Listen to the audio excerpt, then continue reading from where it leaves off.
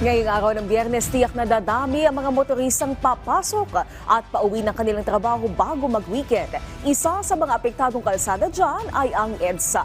Alamin natin ang lagay doon kay JM Pineda ng PTV Live. JM?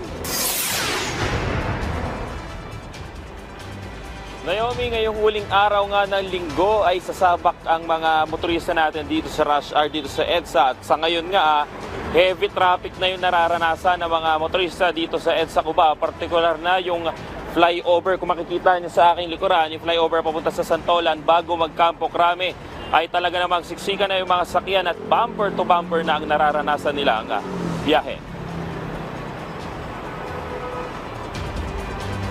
Wala pang alas 6 ng umaga pero may mga pagsigip na ng daloy ng trapiko sa ilang parte ng EDSA.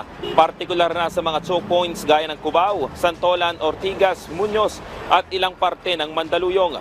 Tuloy-tuloy man ang takbo ng mga sasakyan, nagkakaroon pa rin ng pagbagal sa ilang mga flyover at underpass dahil karamihan ng mga sasakyan ay dito nagsisiksikan.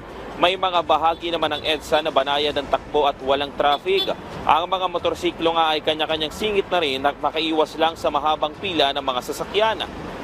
Sa mga ganitong oras, pinapayuhan ng Metropolitan Manila Development Authority o MMDA na gamitin ang mga mabuhay lane sa paligid ng EDSA. Makakatulong daw kasi ito para makaiwas sa mga congested o bottleneck areas gaya ng EDSA sa tuwing rush hour. Samantala, sinabi ng Department of Transportation, inaasahan pa ang pagbigat ng trapiko sa EDSA kapag nagsimula na ang rehabilitasyon nito sa huling bahagi ng Marso. At kaya mahaba-habang pasensya pa dapat ang bunuin ng mga motoristang araw-araw dumadaan sa EDSA. Ang gagawing rehabilitasyon ay parte ng paghahanda ng Pilipinas sa ASEAN Summit sa susunod na taon.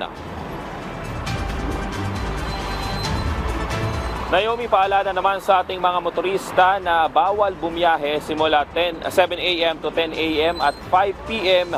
to 8 p.m. Ang mga sasakyan na may plakang huli ay 9 at 0. Yan muna latest dito sa EDSA. Balik sa iyo, Naomi. Maraming salamat, JM Pineda ng PTV.